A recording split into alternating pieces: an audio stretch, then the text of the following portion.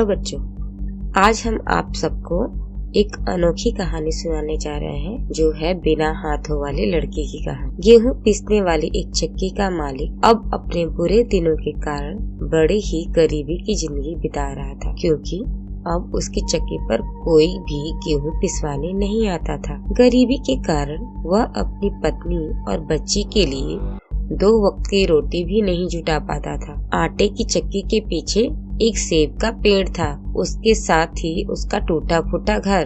अपने 2 वक्त की रोटी के लिए उसे जंगल में जाकर लकड़ियाँ काटनी पड़ती थी। उन्हीं लकड़ियों को बेचने पर जो पैसे मिलते उसी से उसका घर चलता था। वह अपनी जिंदगी से बहुत दुखी होकर एक बार जंगल से लकड़ी काटने गया तो वहाँ उसे एक बूढ़ा आदमी मिला जिसे उसने पहले कभी इस जंगल में नहीं देखा था। वह बूढ़ा आदमी उस चक्की के मालिक के पास आया और उससे बोला, तू अपनी गरीबी से इतना दुखी क्यों है?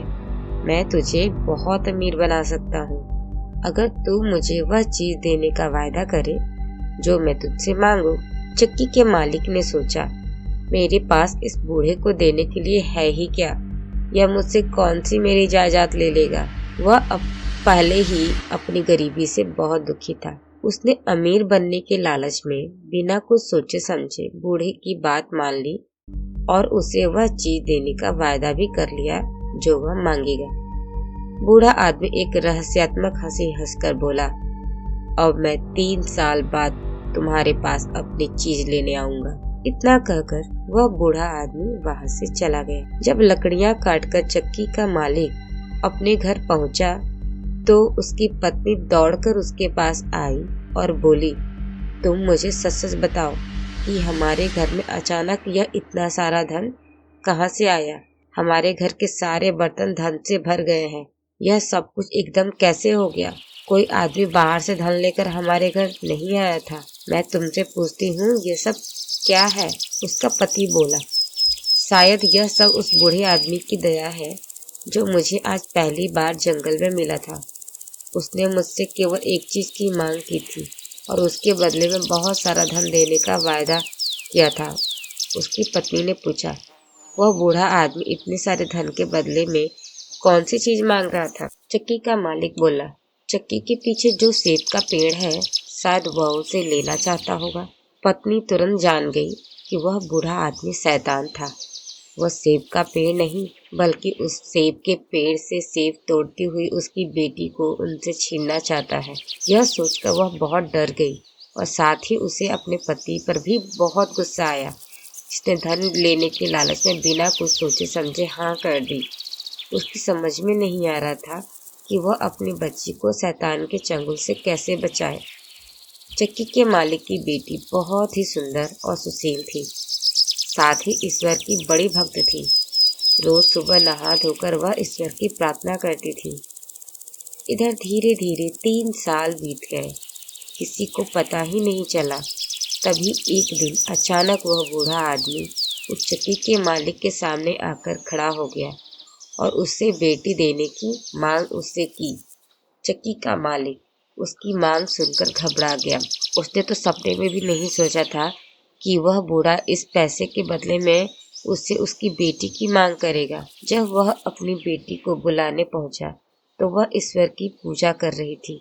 अतः अपनी बेटी से बिना कुछ कहे वह शैतान के पास वापस आकर बोला, मेरी बेटी अभी पूजा कर रही है, तुम कल आकर उसे ले जाना। बूढ़ा बिना कुछ जवाब दिए चला गया। अगले दिन सुबह हुआ बुढ़ा फिर पहुंच गया, पर आज भी वह लड़की पूजा में व्यस्त थी। अब तो बूढ़े को चक्की के मालिक पर बहुत गुस्सा आया। वह बोला, जिन हाथों से वह पूजा कर रही है तो उन्हीं हाथों को काट कर मेरे पास लेकर आ। चक्की का मालिक घबरा कर बोला, बाबा कैसी बातें करते हो? मैं अपनी ही बेटी के हाथ कैसे काट सकता हूँ? बूढ़ा आदमी बोला, ठीक है, अगर तू मेरे कहे अनुसार अपनी बेटी के हाथ नहीं काटेगा तो मैं तेरी ही गर्दन मरोड़ दूंगा और अपने साथ ले जाऊंगा। बूढ़े की यह बात सुनकर चक्की का मालिक बहुत डर गया, क्योंकि वह मरना नहीं चाहता था। वो घबराकर अपनी बेटी के पास पहुंचा। उसने अपनी बेटी को सारी बात सुना दी और फिर बोला, मैं तेरे हाथ नहीं काटता तो बूढ़ा मेरी जान ले लेगा और बाप होने के नाते मैं अपने बच्चे के हाथ नहीं काटना चाहता। लड़की ने अपने पिता को तसल्ली दी और इस वक्त ईश्वर की इच्छा मानकर अपने दोनों हाथ अपने पिता के सामने कर दिए। पिता ने आंखें बंद करके अपनी बेटी के दोनों हाथों पर तेज चाकू से ऐसा वार किया कि हाथ कट गए। हाथ लेकर वह बूढ़े के पास पहुंची। बूढ़े ने दोनों हाथ उससे ले लिए और बोला, अब तेरी यह लड़की तेरे किसी काम की नहीं है। अब तू इसे मेरे हवाले कर देना, मैं कुछ दिन बाद इसे लेने आऊंगा। चक्की का मालिक अपने इस पाप के लिए बहुत दुखी था, पर वह अब शैतान से छुटकारा भी नहीं पा सकता था, क्योंकि उसने बिना सोचे समझे पैसों के लालच में उसकी मांग स्वीकार कर ली थी। वह अपने इस कुकर्म के लिए अपनी बेटी से बार बार माफी मांगने लगा, पर उसकी बेटी अब अपने माता पिता के साथ नहीं रहना चाहती थी, क्योंकि शैतान से पैसा लेने के बाद उसके पिता का दिमाग ही बदल गया था। ईश्वर में विश्वास रखने वाली वह लड़की इस घर से कहीं दूर चली जाना चाहती थी, ताकि वह शैतान कोई नया गुनाह करने के लिए फिर उसके पिता को मजबूर न करे। माता पिता के लाख समझाने पर भी वह अगले दिन अपने घर से निकल पड़ी।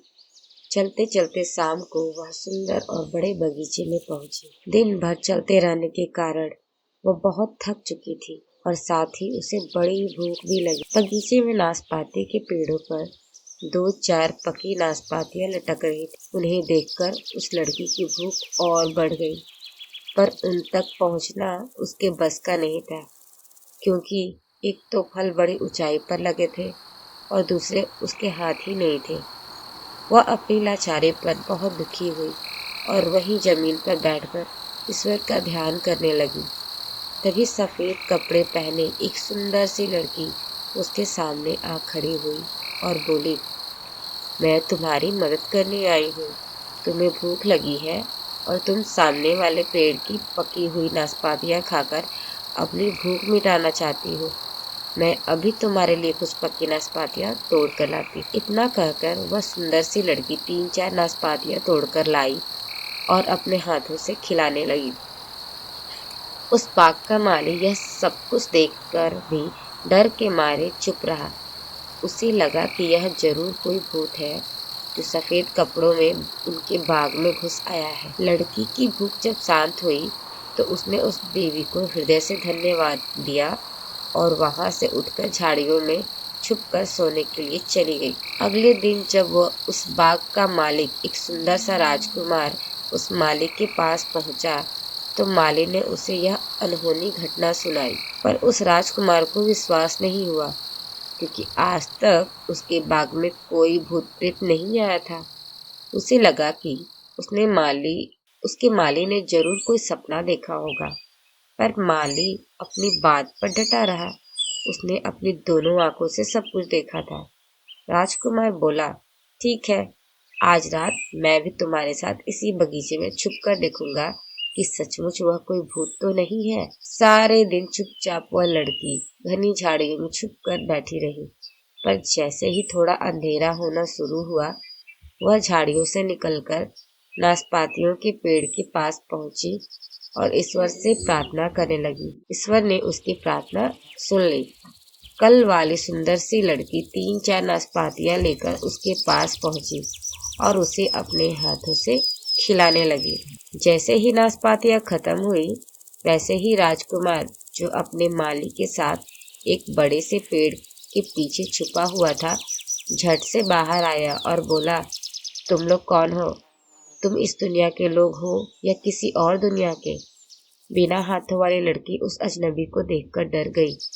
गिड़गिड़ाते हुए बोली, मैं इसी दुनिया की अभागी लड़की हूँ। आज ईश्वर के अलावा सभी ने मुझे इस संसार में अकेला छोड़ दिया है। राजकुमार जब उस लड़की के नजदीक पहुंचा तो सफेद कपड़ों वाली लड़की वहां नहीं थी। केवल बिना हाथों वाली लड़की घुटनों के बल वहां पर बैठी थी। राजकुमार ने देखा कि उस लड़की के दोनों हाथ कटे हुए थे, पर वह बहुत ही सुंदर थी। राजकुमार को उस पर बहुत दया आई। वह उसे अपने साथ राजमहल ले गया और उसके लिए चांदी के हाथ बनवाए और अपनी माता के कहने पर उससे विवाह कर लिया। ईश्वर पर अटूट विश्वास रखने वाली लड़की के जीवन में फिर से खुशियां आ गई। एक बार राजकुमार को किसी जरूरी काम से दूसरे देश जाना पड़ा। वह अपनी पत्नी को अपनी माँ की देखरेख में छोड़कर चला गया। कुछ दिनों बाद उस लड़की ने एक सुंदर से बेटे को जन्म दिया। राजकुमार की माँ ने एक दूत के हाथों यह खुशखबरी लिखकर अपने बेटे के पास भेजी, पर रास्ते में जब वह दूत थक कर आराम करने लगा तो उस शैतान ने आकर चुपचाप खत बदल दिया और लिख दिया कि उसकी पत्नी ने अपंग को जन्म दिया है। राजकुमार ने जब वह खत पढ़ा तो उसे खुशी की जगह बहुत दुख हुआ, पर उसने सोचा कि कोई बात नहीं, वह बाद में इस बच्चे का इलाज करवाकर उसे ठीक कर लेगा। उसने अपनी माँ को खत लिखा कि घबराने की कोई बात नहीं, वह तब तक उन दोनों की सेहत का पूरा ध्यान रखे जब तक वह वापस घर नहीं पहुंच जाता है। पर जब दूत लौटते समय अपने पहले वाले स्थान पर आराम करने बैठा तो उसे नींद आ गई। इसी बीच शैतान ने दूसरा खत उसकी जगह रख दिया। इस खत में लिखा था कि माँ बेटी दोनों को जान से मार डालो। जब अगले दिन दूत ने यह पत्र राजमाता को दिया तो वह इसे पढ़कर हैरान रह गई कि उसका बेटा कितना बड़ा निर्दयी है कि अपने बेटे और अपनी पत्नी को मारने के लिए लिख रहा है। वह अपनी बहू को बहुत प्यार करती था उसकी और उसके बेटे की जान बचाना चाहती थी, इसलिए उसने यह बात अपनी बहू को सुनाई। लड़की को इस खत पर विश्वास नहीं हो रहा था, फिर भी वह राजमाता के कहे अनुसार अपने बच्चे को लेकर राजमहल से निकल गई। राजमाता ने उसके साथ किसी नौकर या नौकरानी को भी नहीं भेजा ताकि कहीं उसके बेटे को पता न चल जाए कि उसने उन दोनों को भागने में मदद की है। चलते चलते वह लड़की थक कर एक पेड़ के नीचे बैठ गई तो उसे ईश्वर की याद आई, क्योंकि अब वही उन दोनों का एकमात्र सहारा था। वह सच्चे दिल से ईश्वर की प्रार्थना करने लगी। जैसे ही उसने आंखें खोली तो अपने सामने एक सफेद कपड़े पहने सुंदर सी स्त्री को देखकर हैरान रह गई। वह स्त्री बोली, तुम घबराओ नहीं बेटी, साथ में ही एक छोटा सा घर है, मैं तुम्हें वहीं ले चलती हूँ। उसने लड़की से उस बच्चे को अपनी गोद में ले लिया और उस छोटे से घर की ओर चल दी। जैसे ही वे तीनों उस घर के सामने पहुंची तो एक अधेड़ उम्र की औरत जिसका चेहरा बहुत चमक रहा था उस लड़की को पकड़कर घर के अंदर ले गई। उस औरत ने जैसे ही उसके हाथ छुए उसके हाथ सचमुच के हो गए और चांदी वाले हाथ जमीन पर गिर पड़े। लड़की यह सब देखकर हैरान होकर उस औरत के पैरों पर गिर पड़ी। तब वह औरत उसे उठाती हुई बोली, घबराओ मत बेटी, ईश्वर ने तेरी सहायता के लिए मुझे भेजा है। तूने आज तक पूरी श्रद्धा से ईश्वर की पूजा की है, इसी से खुश होकर उसने मुझे तेरे पास भेजा है। अब तुझे कोई दुख नहीं होगा। इधर अपना काम खत्म करने के बाद जब राजकुमार वापस अपने महल में आया तो उसने अपनी माँ से अपनी पत्नी और अपने बच्चे के बारे में पूछा। राजकुमार की माँ अपने बेटे से पहले ही बहुत नाराज थी। उसने भी उसे खूब खरी खोटी सुनाई, पर राजकुमार ने तो ऐसा कोई खत दूत को नहीं दिया था जिसमें उसने दोनों को मारने की बात लिखी हो। वह यह जानकर बहुत दुखी हुआ कि उसकी माँ ने उन दोनों को मरवा डाला है। उसने इस दुख के कारण खाना पीना भी छोड़ दिया। जब राजकुमार की माँ को विश्वास हो गया कि उसने उन दोनों को मरवाने के लिए नहीं लिखा था तो उसने अपने बेटे को सारी बातें सच सच बता दी। राजकुमार बिना अन्न जल ग्रहण किए अपनी पत्नी और बच्चे को ढूंढने निकल पड़ा। उन दोनों को ढूंढते ढूंढते साल भी खत्म होने को आया, कहीं भी पता नहीं चला।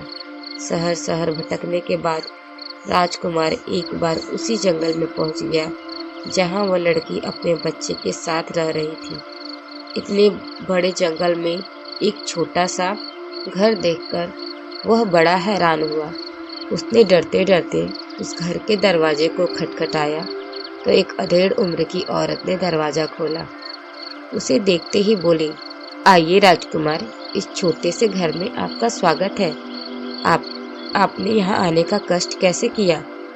राजकुमार बोला, मैं काफी दिनों से अपनी पत्नी और बच्चे को ढूंढ रहा हूँ, पर उनका आज तक कहीं पता नहीं चला। उस औरत ने राजकुमार के सामने खाने पीने की कई चीजें रखी, पर राजकुमार ने कुछ नहीं खाया। वह बोला, कुछ भी खाने की इच्छा मुझे नहीं है। मैं यहाँ पर कुछ देर आराम करना चाहता हूँ, अगर आप आज्ञा दें तो। वह औरत बोली, क्यों नहीं राजकुमार, आप इसी बिस्तर पर आराम कीजिए। राजकुमार उस औरत की आज्ञा पाकर वहीं उसी बिस्तर पर आंखें बंद करके लेट गया। तभी उसे अंदर से कुछ बातें करने की आवाजें सुनाई दी। वह औरत कह रही थी, बाहर जाकर देख, तेरा पति और इस बच्चे का पिता तुम दोनों को ढूंढता हुआ यहाँ आ पहुंचा है। तू बाहर जाकर उससे मिल। तभी उसे किसी के बाहर आने की आहट सुनाई दी। राजकुमार ने झट से अपनी आंखों पर हाथ रख लिया ताकि वह चुपके से उस औरत का चेहरा देख सके। उस लड़की ने धीरे से उस राजकुमार के पास आकर उसे पहचानने की कोशिश की, पर उसकी बढ़ी हुई दाढ़ी से वह उसे नहीं पहचान पाई। पर राजकुमार झट से अपनी पत्नी को पहचान गया। जब उसने उस लड़की के हाथों में बच्चे को देखा तो उसे लगा कि यह कोई और औरत होगी, क्योंकि उसकी पत्नी के हाथ तो सचमुच के नहीं बल्कि चांदी के थे। वह बात की सच्चाई जानने के लिए एकदम उठकर बैठ गया। उसे नजदीक से देखकर उसकी पत्नी उसे पहचान गई और बोली, मैं आपकी अभागी पत्नी और यह आपका अभागा बेटा है। राजकुमार को उस औरत की बात पर विश्वास नहीं हो रहा था कि यह सचमुच के हाथों वाली औरत उसकी पत्नी है। तभी वही अधेड़ उम्र की औरत चांदी के 2 हाथ लिए तेजी से बाहर आई। वह उन दोनों हाथों को राजा के सामने रखते हुए बोली, ईश्वर ने इसकी पूजा और भक्ति से खुश होकर इसे इसके असली हाथ वापस कर दिए हैं। यह आपकी पत्नी है। राजकुमार यह सुनकर खुशी से उछल पड़ा। उसने उस स्त्री तथा ईश्वर को धन्यवाद दिया और अपने बेटे एवं अपनी पत्नी को लेकर अपने महल में वापस आया, जहां पर राजमाता ने धूमधाम से सबका स्वागत किया। अंत में शैतान को उस लड़की का पीछा छोड़ना पड़ा।